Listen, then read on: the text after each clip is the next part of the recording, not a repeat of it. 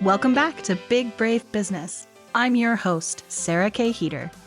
Big Brave Business is a podcast where we challenge the status quo of traditional business practices. So if you're ready to challenge norms, rewrite the rules, and redefine what it means to lead with courage and integrity, then grab a notebook and let's dive in.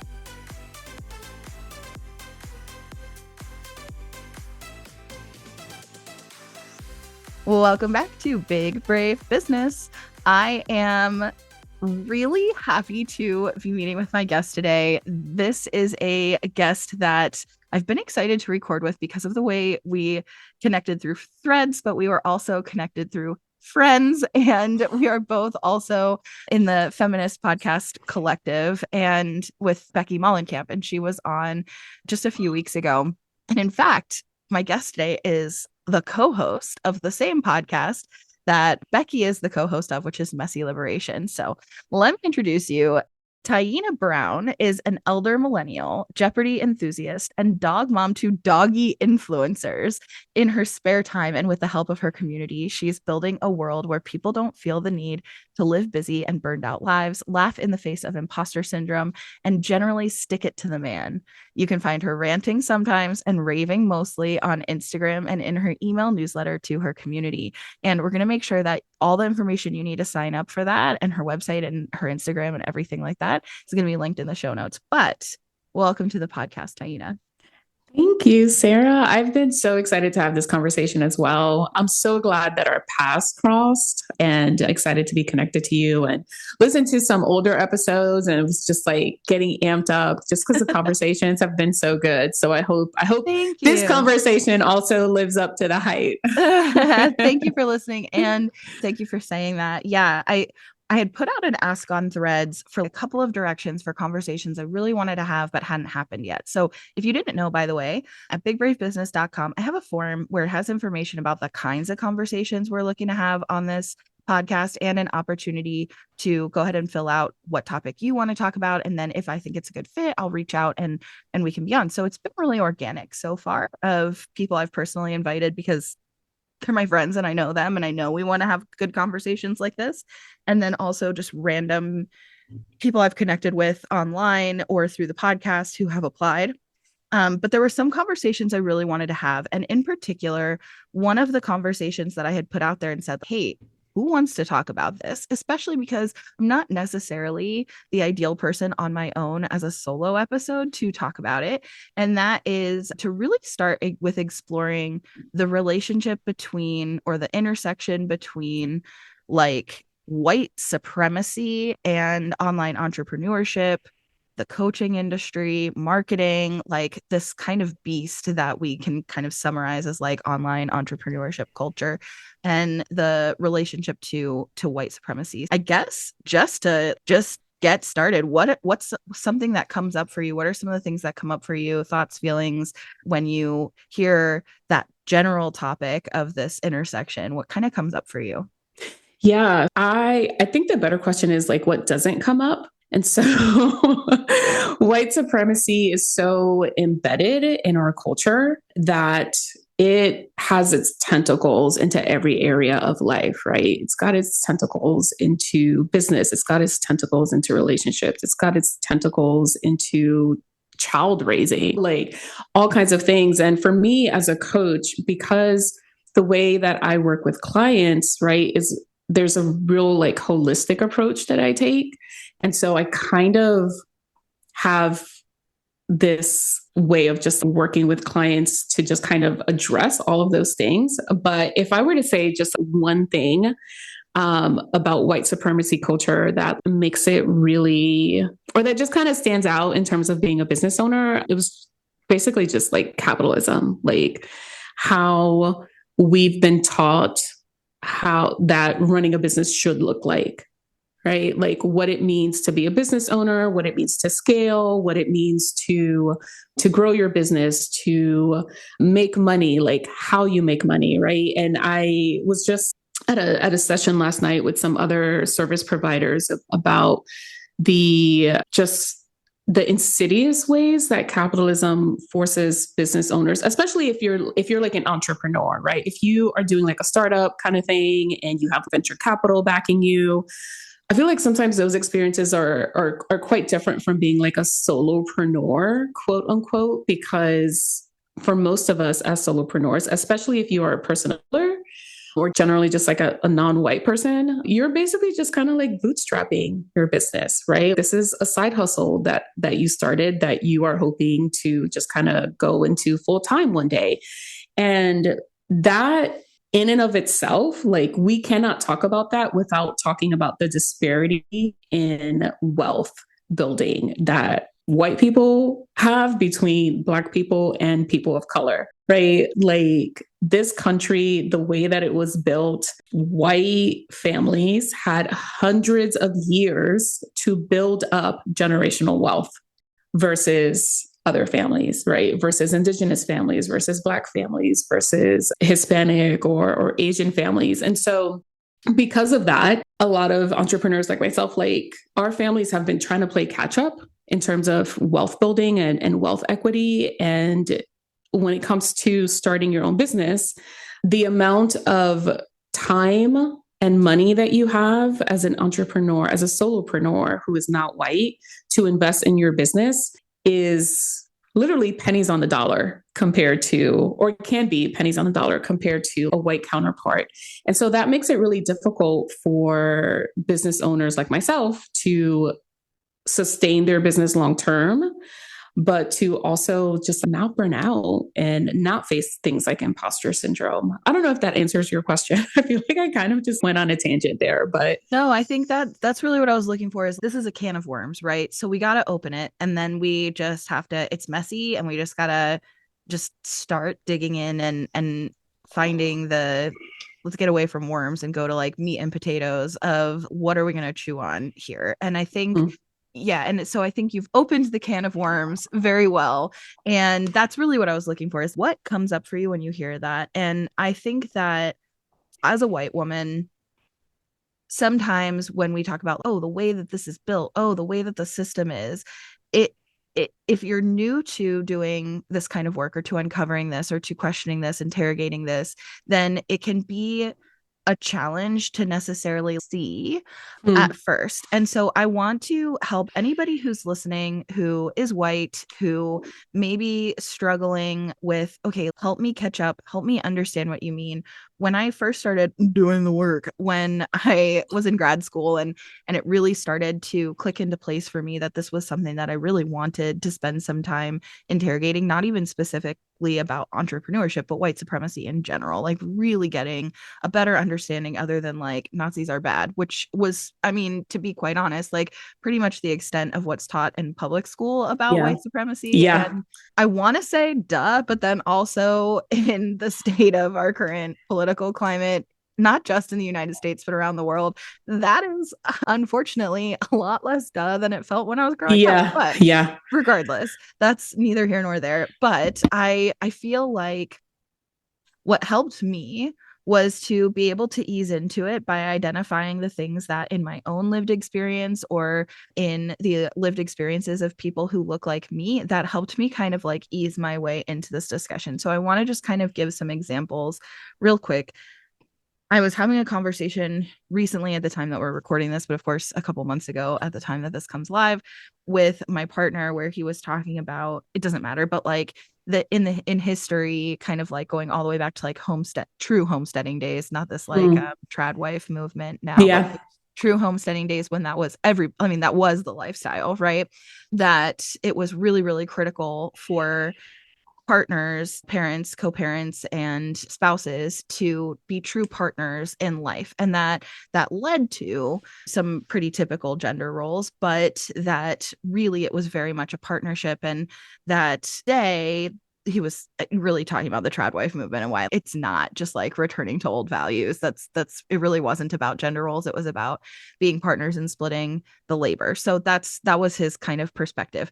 There's a lot more to what he was saying, but it doesn't matter because what I said is you can't take the nuance out that girls were significantly less educated than boys, which means Mm. that women were significantly less educated than men. And of course, we're speaking in a gender binary here because in white culture, there were two genders that were identified in that period of history, so we don't have a lot of information, but acknowledging that anyways, you have to acknowledge that. You have to acknowledge the fact that until recent history, women could not own property, women could not have bank accounts, women could not have a business bank account until I want to say the 1980s. So Mm. literally, like, it is that recent that those kinds of disproportionate access to resources existed. And when we, as, and I'm talking about myself here and people who look like me, when we as white women can say, yes, I understand that. Yes, I see that women have less lines on screen in movies. Women get paid less. Women are interrupted more. Women are talked over. Women are not taken seriously. We're infantilized. We're sexualized. We're objectified. When we can identify those things and say, yes, I can relate to that, then just like multiply that. Yeah. And you can start building that empathy and understanding of what our experiences look like when we're talking about people of color and racism and institutionalized systematic racism. So when we feel like we are talked over as white women, Black women are talked over more. When we feel like we're not taken seriously in a room of white men as white women, Black women are taken less seriously. When we feel objectified as white women, honestly, Black women historically are significantly more objectified. So just multiply And it, at a right? younger age. Yes. And at a younger age, that's such an important thing. So if that helps anyone with like kind of painting a picture of the kind of things we're talking about, that's where that's a good insight into this is what institutionalized discrepancies look like. Now, when we're talking about online marketing and entrepreneurship and coaching, it's obviously, well, I guess I shouldn't say it's obvious. I actually don't know. And I wonder if I feel like it's disproportionately female. Does that, do you feel like that's accurate? Because maybe that's I just the think I, spaces that I've hung out in. yeah, I'm yeah. realizing. I don't know. No, I think I saw a statistic like that, that women, the majority of new businesses that come out every year are owned by women. I feel like I saw a statistic like that somewhere. I might have to do a little research and then Yeah, the actual statistic in the show notes. For that. But if we find sources before this episode comes live, I'll put all of those in the description. But yeah, I feel that's my gut says that there's certainly male business coaches, and I think that's really where we can even look as far back as like how to win friends and influence people and things like that. And like male coaching is definitely something that's been prevalent in history, but today I feel like most people who start coaching businesses identify as female. And Yeah. I think that the algorithm, quote unquote, definitely does promote women's content. However, specific women. So this is one thing that I think is a little bit of a discussion that I wanted to have. And of course, neither of us wrote the algorithm. We don't know the algorithm. We don't have the algorithm, but Don't have I that mean, source code. yeah, what comes up for you when I bring up like the algorithm promotes some people's content more than others? So many things. I think the first thing that comes up is there's a certain aesthetic to coaching. And I think we're kind of moving away from that in recent years, but it's lingering. I feel like it's lingering. It's grabbing on really tight and doesn't want to let go.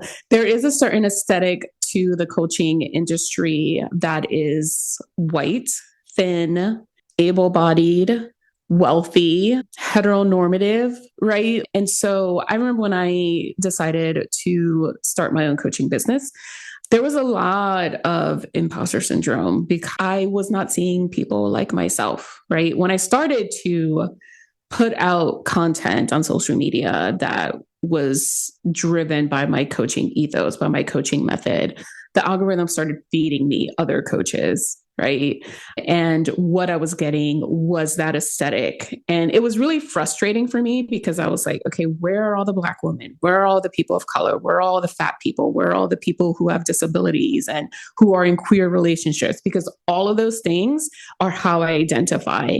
And I wanted to see those people on my feed. I wanted to engage with those people, to learn from them, to collaborate, etc.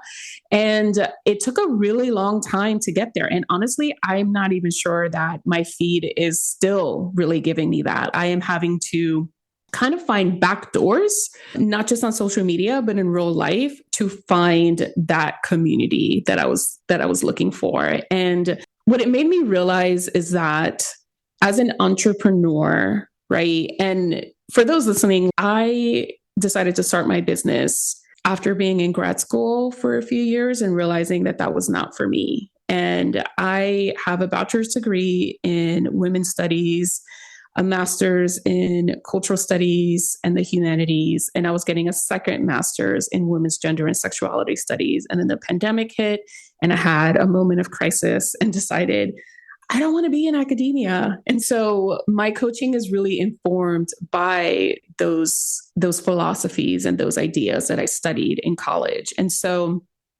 when I was trying to find that community of coaches and other service providers and just other entrepreneurs in general who weren't really aligned with those white supremacist kind of ideas and values, what it made me realize is that, oh shit, there are other people out there, me, who are probably building this thing from the ground up because it doesn't exist. Right. And it was a pivotal moment for me to just really understand that this is one of the ways that I put into practice everything that I learned into grad school. And in order to resist that pull of white supremacy culture as I'm building my business, I really had to look back at, okay, what other systems of being are out there that I can use to build my business that are not rooted in white supremacy culture? And that kind of opened a completely different can of worms, right? That feels better, that feels more holistic, that feels more rooted in non-capitalist kind of like views. And so I think, and I'm sure you've experienced the same thing, right? Where it's just like, how do we kind of build this thing as we're going? But also make sure that it's rooted in practices and ideas that are equitable. And for me, a lot of that is just kind of going back to a lot of indigenous practices. Because there is indigeneity in my family, in my bloodline. And so kind of reacquainting myself with some of those things. And it's interesting because last night I was thinking about this and I was like, my grandmother, who had no formal education, grew on a farm in Puerto Rico, whose parents were indigenous to that island, moved to New York at some point with her husband. She was what you would call an entrepreneur because they had no other way of like making a life for themselves. So she was like cooking up things in the kitchen, savory and sweet things, and selling them at the park at baseball games, selling them from her apartment window. And I was thinking about this last night because I was like, okay, what can I learn from my ancestry in that way that can help me build my business? And I'm curious, like for you, right? Like, what have you found to be like something that kind of helps you resist like that white supremacy ideology as you're building your business? Because you have multiple podcasts, you have a podcast production company, right? What does that look like for you? Like, how have you found that back door?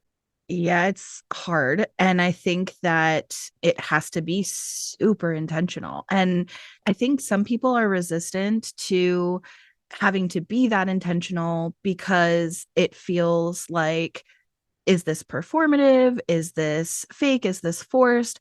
But I like to think of it as I make the extra effort. So, to describe like the activities, it does sound very performative. So go with me here, but it does actually work. So, number one is that I find leading a core values based business helps a lot because when you can sit down and really identify like not just your mission or purpose, but then to really outline like core values that you want to make your business decisions by, then you have like a guiding light that you can always come back to. And I find that when you use that kind of branding and messaging and marketing, that always comes back to like your values conversation. That's when you attract people who come from more diverse backgrounds because you're not just giving the sounds. I'm not trying to like come down on anybody who's using marketing that they were taught to use, right? But when you're using marketing language that someone taught to you rather than messaging that comes from you, right? That comes from your heart, that comes from your core values, that comes from your brand alignment. When it's like prescribed to you, then it's more likely to be rooted in things that are problematic without you even realizing that they're problematic, even when they work, like even when it works to sell stuff. And then because it works to sell stuff, you keep going because now you have proof that it works. And then that's evidence that that's what you quote unquote should be doing. Even if it doesn't quite feel right, it doesn't matter because you're getting paid. So, like, turning that kind of part off and starting with core values, I think that's like the number one thing. But also looking at, look at your client lineup. Like, if your client lineup is all white, then there's something in your messaging and marketing tactics that is perpetuating this kind of white, how do I phrase this? I guess white supremacy, but like white exclusive club. And part of that could be where you're marketing, right? You're marketing in places where predominantly white people are hanging out. And I'm going to specifically even say like white women because I think that this is where the problem tends to be with the people who would be listening. Even catering toward, if you are a white woman, saying like this is a space for women and just like even making it a gendered conversation, I find tends to lead to a more homogeneous population. And by that, I mean like it's the same, right? Like you attract more people like you. I find that moving away from like saying, I do this for women specifically and just not gendering things, that actually opens up space for a lot of people who wouldn't feel safe in a white women's environment. And so I think even if the person who comes into your space identifies as a woman, and is, you know, heterosexual and whatever, but maybe they are a person of color, or even just they could still even be white, but like maybe just a little more alternative or whatever. There are people who just don't feel safe in spaces that tend to be like a bright neon light shining saying, I'm a white woman and I do stuff for white women. Like, I don't know. So I think like that's a weird, again, it sounds performative to do that kind of a thing. And then the last thing that I just want to touch on about that is being really intentional about who you follow, to your point, and go through your list of who you're following on like Instagram especially, and just scroll through your following list and see if you see diversity in the profile pictures. And if not, it's something that you have to intentionally try to fix because far and away the suggested accounts are going to be white people, far like wealthy white women, like far and away that's who's going to be suggested to you. So I don't have any evidence of how the algorithm's actually written except for anecdotal, this is my experience, but I get suggested white lady accounts. And if I just follow people who sound interesting because they get suggested to me or they come up in my For You pages or suggested or whatever, then it's going to be predominantly white. So I have to make a conscious effort to hit follow less when it's a white person. Like, just because I'm like, oh yeah, their bio sounds interesting. Who knows? Maybe I'll end up liking them. Like, that's not enough for me to hit follow if they're white. And if somebody comes up who's suggested and I don't know anything about them, but they are a person of color and they do something remotely relevant to entrepreneurship or the kinds of people I work with or the kinds of things I do, then I do hit follow because that also trains the algorithm that like I want more like this, right? Like I want more suggestions like this. Now, obviously, if you know, however you use your follow button and however like careful you are about who you choose to follow, I think for me, it's like I'll give anybody a shot and see if I like them, if I connect with their content. And if not, then you can always unfollow. It's not like you have to stay following people you don't like. But I think that that has helped me be really intentional about diversifying that feed because otherwise it is the same thing. As you scroll, you're seeing the same thing over and over and over, and you get numb to it. It's like you stop realizing, you stop seeing it. And once you're intentional about it, you can't unsee it. So I want to ask you on that note, one of the things that that has done in really controlling, trying to really control the algorithm of like, I want to see more diversity in my feed. um, has made it really hard for me to see somebody's like website where they're like, hey, I have this, I'm a community builder and I do these events and this and that. And here's some photos that show you, and there's only white people or white presenting people in the picture. It's really hard for me to feel like that's an event, that's a room that I want to be in. So I'm curious, like, when it comes to getting offline and getting in rooms with people, or even virtual rooms, that's still online, but like when it comes to getting in rooms and going to events, like, what is your experience with kind of the relationship between white supremacy and racism and things like that in event spaces and communities? Yeah. Yeah. In event spaces, it's, well, even if it's not an event, in any room, honestly, if it's a professional networking group or a community that I want to be a part of or that I'm thinking about being a part of, as a non-white person, and I was just talking to Becky about this today, as a non-white person, and I think most non-white people will agree with me here, is we're always waiting for the other shoe to drop, right? We always go into spaces that are majority white thinking, is this going to be a safe space for me? How long is it going to take before somebody says or does something that is going to trigger me, right? And not that it's somebody else's responsibility for how you manage your triggers, but I think the issue is, like, in majority white spaces, most people are not aware of the amount of power and privilege that they hold in those spaces. And because of that, as a person of color, when I walk into a space, I'm instantly aware of the power differentials. And so I go into any space, whether virtual or in person, thinking or having to know for my own safety, who, for my emotional and physical safety, I want to clarify, who in this space has the power and how is that going to affect me? Is it going to not affect me hardly at all? Like, where on the spectrum does it lie? Is it going to not affect me hardly at all? Or is it going to actively cause harm to me because of someone's ignorance or some kind of ideology or thought process or whatever that they've bought into?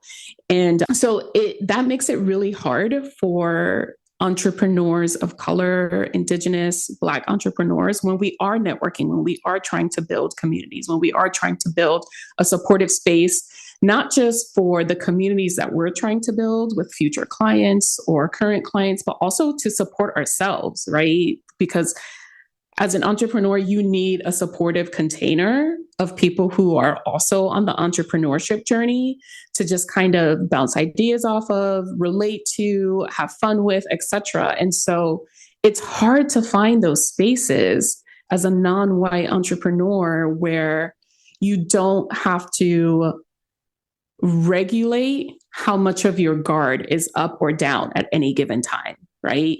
And I mean, I've been lucky enough to find a couple of those spaces over the years that I'm really thankful for. But even knowing that, okay, today I feel really safe in that space, there's still a part of me, in the back of my head that's, okay, but what's tomorrow going to look like? What's next week going to look like? What's next year going to look like?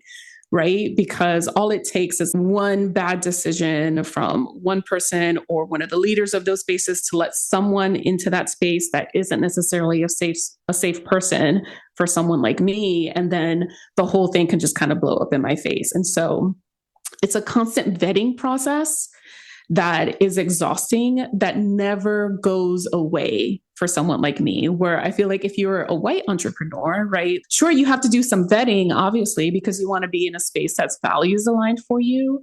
But the privilege that you have as a white entrepreneur is that at some point that vetting process ends. And for me, that never ends. And I love what you said earlier about like language, right? And how other entrepreneurs, like how they talk about the work that they do, because it really speaks to the fact that like language is coded, right? Like words mean things to different people in different ways. And so for you might say, I'm a podcast coach for women podcasters, and two different people are going to take that two completely different ways, right? So we do have to be super intentional about the language that you use. And one of my biggest frustrations is like when I'm trying to create content, and I use Canva, right? Do you use Canva? Yeah. So I use Canva and for content creation, promos, guides, things like that. And one thing that I've been trying to be super intentional about on Canva is like when I'm looking for an image, what are the keywords that I'm using, right? Because before I might have been like woman at work. And then almost everything that I get in response to that is a white woman at work. Right. And so then I was like, okay, Black woman at work or Indigenous woman at work. Right. And then the results are less, less relevant to what I'm looking for, but there's something there. But then another layer to that I've recently started adding is curvy women or fat women, right? But then the content that I get for those keywords is curvy or fat women working out, not curvy or fat women at work, not curvy or fat women enjoying their life. Most of the content is curvy or fat women working out, doing yoga, eating, in the gym, running. Some of them is like the woman, like it, the communication of the image is like women gorging on food, like binge eating, basically. And I'm like, this is not, I did not search for binge eating. I searched for curvy woman outside. And you gave me a picture of a curvy woman binge eating. That's a problem. That is a fucking problem. When we talk about like systemic issues and like white supremacy, this is what we're talking about. We're talking about everyone has that crazy uncle that says weird things. That it's okay, that's not really right, but he's at Thanksgiving or he's at Christmas or whatever. But when we talk about like systemic issues and white supremacy, we're talking about that crazy uncle being the one who adds the keywords to those images, being the one who's making policy decisions, being the one who's the captain of the police squad, being the one who makes hiring decisions at his job. The algorithm. Writing the algorithm, writing the source code, right? That's how these things become systemic problems because we're just like, oh, well, he's my uncle. He says weird things sometimes. We don't really agree, but we just let him be. No, like if you're a white person and you have that kind of person in your life, you need to call that shit out. That's part of your allyship work. Call that shit out because that person has power somewhere and they're using that power to discriminate and to harm people who don't look like him and don't behave like him and don't live life like him. And that is where the intersection of white supremacy and just everyday life for someone like me happens. There's so much you said that I love. So thank you so much for sharing all of that. And I think really being able to give that insight and to give a platform to the experience that I know so many people who are listening can relate to and understand and empathize. And they don't get to hear it said in places like Instagram or Threads or podcasts enough because they're predominantly white promoted spaces. So thank you for that. I do agree. I think being really intentional language and imagery is really important. And I remember like imagery has been important to me since I started my business and honestly before. I remember going all the way back to one of my earliest jobs out of college. I was working for my local Girl Scout council, and Girl Scouts definitely has some historical problems with, again, institutionalized white supremacy and like being predominantly white Christian wealthier families. There has also been a very long storied history in Girl Scouts of how they were progressively inclusive, etc.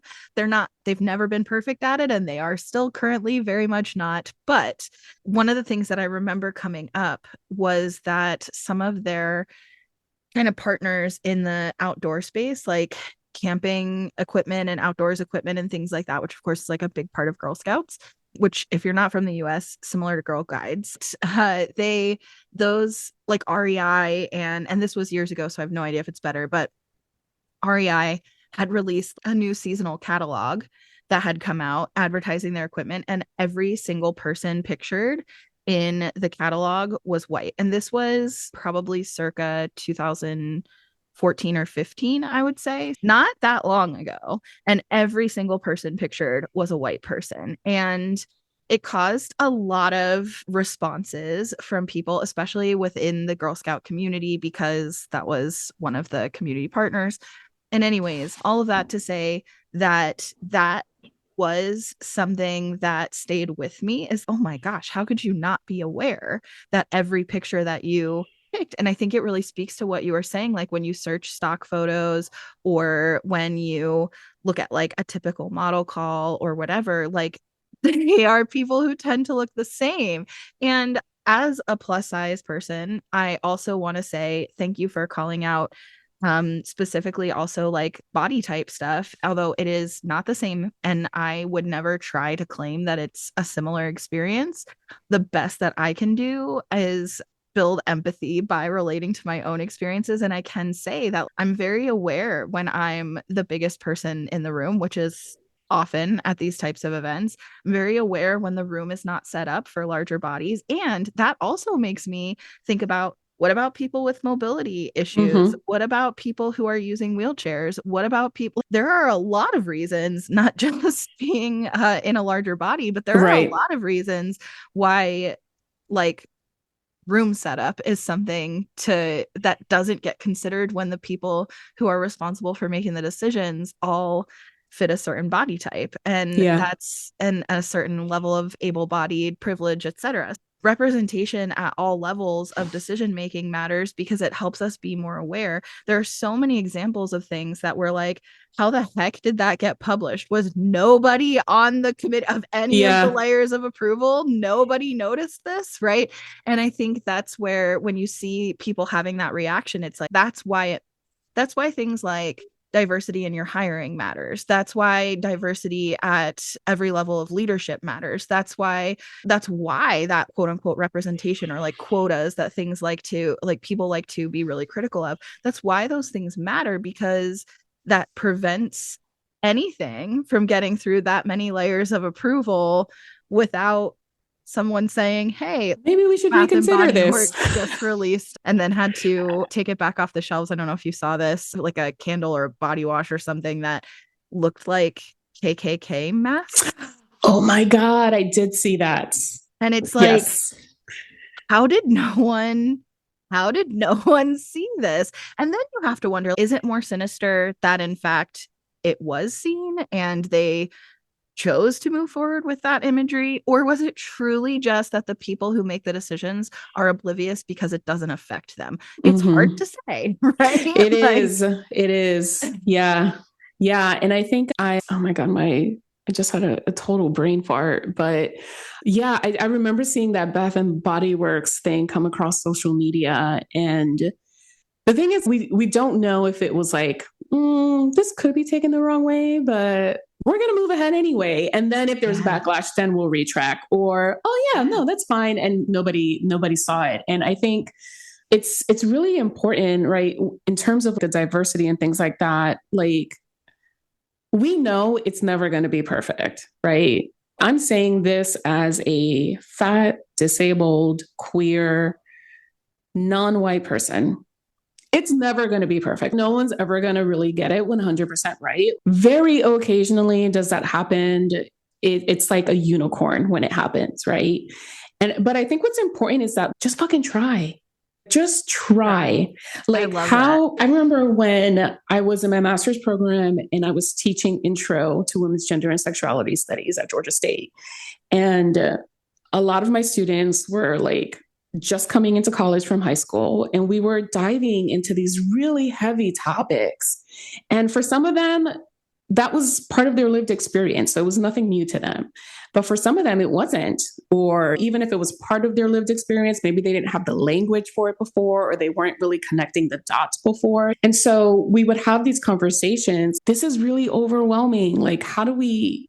It seems hopeless. Like, how do we move on from knowing these things? Now that we know these things, what do we actually do? Because it seems like a lost cause. It seems hopeless.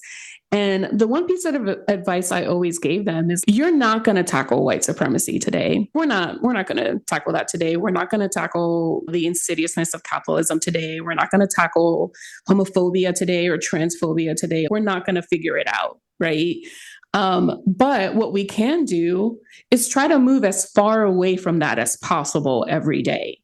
And so with every decision that you make, whether you own a business or not, right, as just a fucking human being who wants to live in a better world, how are you making decisions every day to move you away from those harmful ideologies that are also not going to cause harm to your neighbors and your friends and the teachers at your children's school and the people that you network with online? Make those little decisions every day, because I promise you they do stack up. They do stack up. We didn't get to where we are with white supremacy in this country by one major overhaul, right? It was years of building. It was years of harmful ideologies and white men in power making decisions every day that led us to where we're at. So we're not going to deconstruct this thing in a day, right? We're not going to have a brain, what's it called? A brain trust or a think tank that's going to figure this shit out. It's just, how am I moving against white supremacy today? How am I resisting the lure of capitalism and unearned power and privilege today, right? And those little things will stack up. And if more people like have that attitude and move in that direction, then we move together as a collective in that direction. But you got to be willing to risk something. And I think for someone like me who is not white, living in a world that is majority white supremacist, like every day is a risk. And sometimes when you are not used to that, it feels like giving something up when you have to risk something. But you kind of have to weigh it again. And I think this goes back to what you were saying earlier about core values. You have to weigh it against your core values. Is the risk worth being in alignment with your core values? And that's a decision that you have to make on the individual level. Like nobody can make that decision for you and nobody can do the work for you. Like you have to do the work yourself. Yeah. I love that phrase. It's funny. I'm not wearing it today, but I wear it a lot of days. I have a bracelet that says risk something. And so I love that you chose that specific phrase. And I think it to me, that is exemplary of like big, brave business, being truly big and brave in business and as a business leader. Because if you have a business, even if you're a solopreneur, even if you're not making a ton of money in revenue or you have a small book of business right now, you are the leader of your business. And that makes you a business leader. And I think being truly big and brave in that business is so important to me, obviously, hence the podcast. But it isn't easy, and nobody said it was. I mean, if you heard the words big brave business and you thought it was going to be easy, then like we have different definitions of those words. But yeah, I love that you said risk something. I love that you said just try. I think if we're always trying to learn and we're always trying to be better, then it's okay that we're not perfect. In fact, we're not trying to be perfect. We're just trying to be better. And as long as you're making the effort to always try and be better, it does not matter what your gender identity is, how white your skin is. It does not matter if you're always actively trying to be better. So I think that can be really helpful. So there's so many more things that I want to dig into with you, and we just don't have time. But I love to end all of these with the same question, which is, and it can be work related, but it does not have to be, what is something that's making you happy right now? Okay, so this goes back to having two senior dogs that are doggy influencers. So that was my wife's project. We adopted two dogs when we were living in LA, and they were seniors at the time. They're still seniors. And she created an Instagram account for them and worked really hard at engagement and stuff. And so now they have, I don't know, like 9,000 or something followers on Instagram. And it's been a rough year for us as a family. I had a medical crisis earlier this year that I honestly was unsure if I was going to survive. And so I've been in just kind of recovery mode since then. And then a few weeks ago, we thought, if you've ever had a senior pet, every time they get sick, you're like, this is it. This is the end. You're kind of emotionally preparing.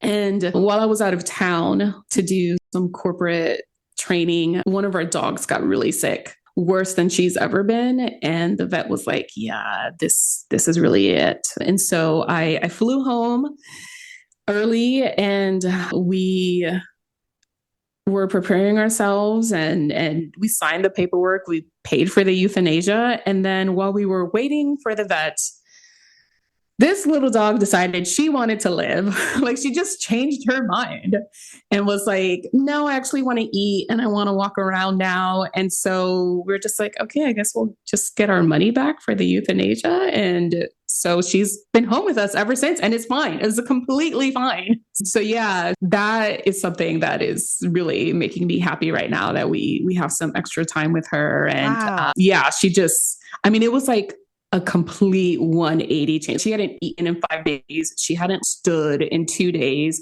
And all of a sudden she's whining and she's walking around the room and she's like starving and like just completely different. And so my wife made a reel about it and it has over 2 million views on Instagram. And it was like picked up by Newsweek and some like Spanish language and Portuguese language news outlet. Like it's just wild. Like we've just kind of been living off of the comedy of errors of all of that for the past few weeks. Wow. And so, yeah.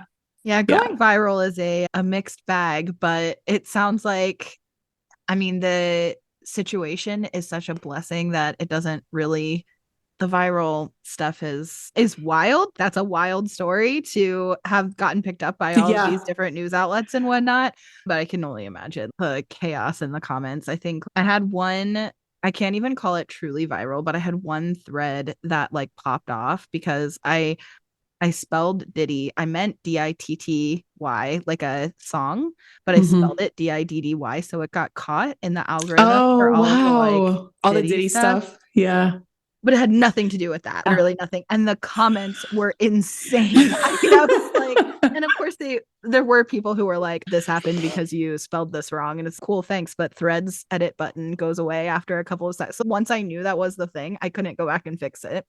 Too late. Guess we're just stuck in this algorithm. And it was I don't want to say it was a nightmare. It wasn't that serious, but I had to stop looking because it just this harmless story about something that just happened in my family's life, just an everyday experience I just happened to type about, and it just took off. And so I can only imagine. But we had to turn the comments off because most of the, I mean, I would say like 98% of the comments were fine, but then there were just like some ridiculous comments that you could tell were either a bot or someone wrote, and again, this goes back to the white supremacy conversation. Someone wrote, what a bad Black doggy mom for choosing euthanasia.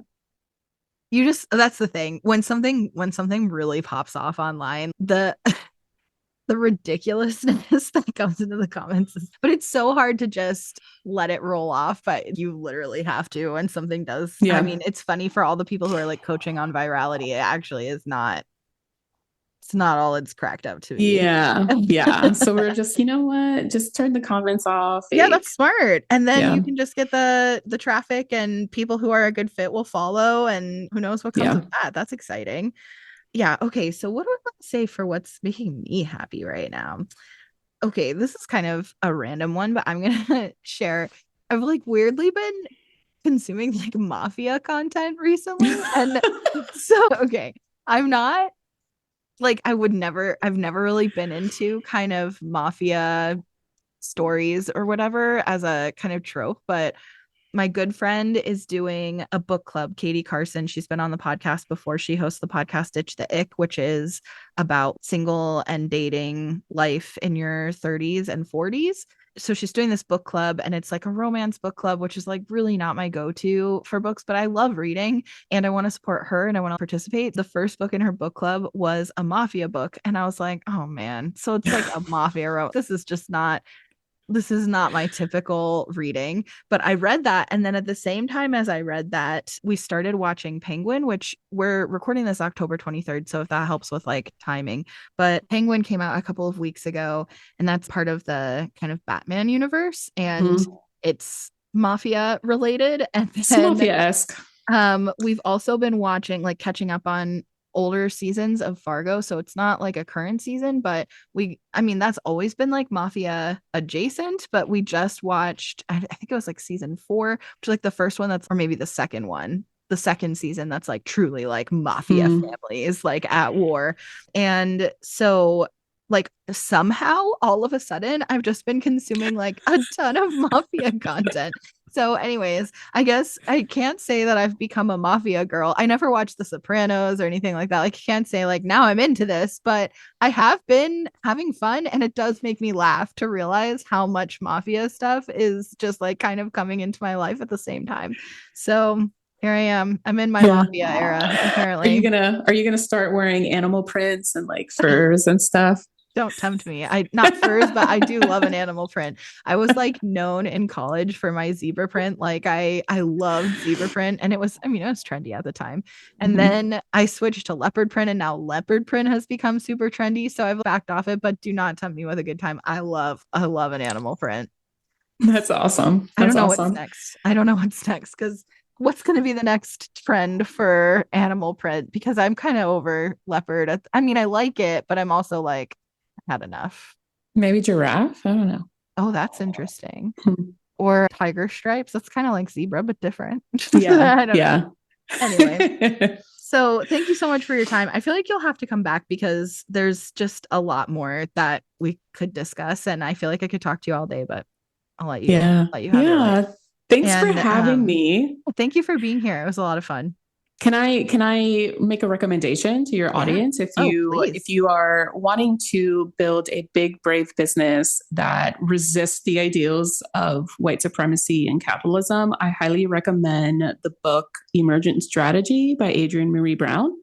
I actually recommend any of her books, but that one specifically has been really instrumental in helping me redefine what it means to be not just a business owner, but a human in the world, and how to build relationships that are sustainable and rooted in really healthy practices. So I highly recommend that book to anyone.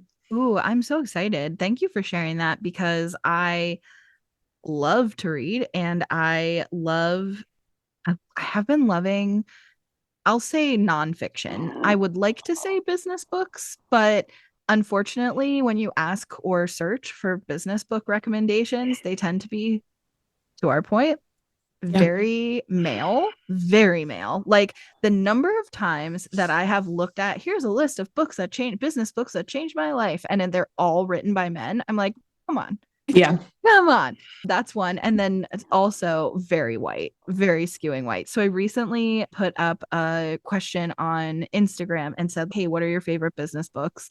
And I'm working my way through them, but it's like, it's been tough. So some of the ones that were recommended were like Start With Why by Simon Sinek and Lean In by Sheryl Sandberg. And I'm like, okay, I have not read them. For a So reason. so I did. And what I've been thinking Yeah. is I had been thinking of doing a Big Brave Business Book Club. I don't really have the capacity to Mm. do that at the moment, but I'm thinking what I might do is add bonus episodes to this podcast where I talk about the books that I'm reading and what I really liked, what I'm choosing to take, because I'm a big believer in take what you want, leave the rest. And then also talking about, hey, this is some things that I felt like came up for me, or I'm trying to figure out how to balance that. Like, how do I say this is problematic without becoming like a witch hunter? I'm not really Yeah. interested in that. But here's what came up for me. Here's some things that I will not be taking with me. Here's some things that I think we could be aware of when we're consuming this content. So, anyways, I'd love any recommendations you have Yeah. to add Yeah. to the list of things that are good and helpful. Yeah, and this is not a business book, just an FYI. Yeah. This is a book about how to be a change maker in the world, Yeah. but you can apply that to literally every aspect of your life, right? Because Yeah. as we're building big, Exactly. brave businesses, we're Yes. literally trying to change the world. And so, And I'm finding that a lot that like when I diversify the nonfiction, like personal development type of stuff that I read, like when I diversify the authors, they aren't business specific. I would add to that list of recommendations from my experience, Allies and Advocates by Amber Cabral. That like really is very, very informative and helpful. And I actually did a whole episode on my Troop Leader Experience podcast about that book already. So maybe I will pull that and run it as a bonus episode, but it will be like geared toward troop leaders. But it's shocking how similar the conversations are over there to over here. But anyways, okay, thank you so much for your time. I appreciate you. And if you're listening and you want to connect with Taina, all of our information is going to be in the description so that you can get to sign up for her email list and connect with her on social media and listen to her podcast and all of that. And if we have sources for any information in between now and then, I will add them there as well. So thank you so much for your time, and I really appreciate you, and have a beautiful day. Thanks, you too.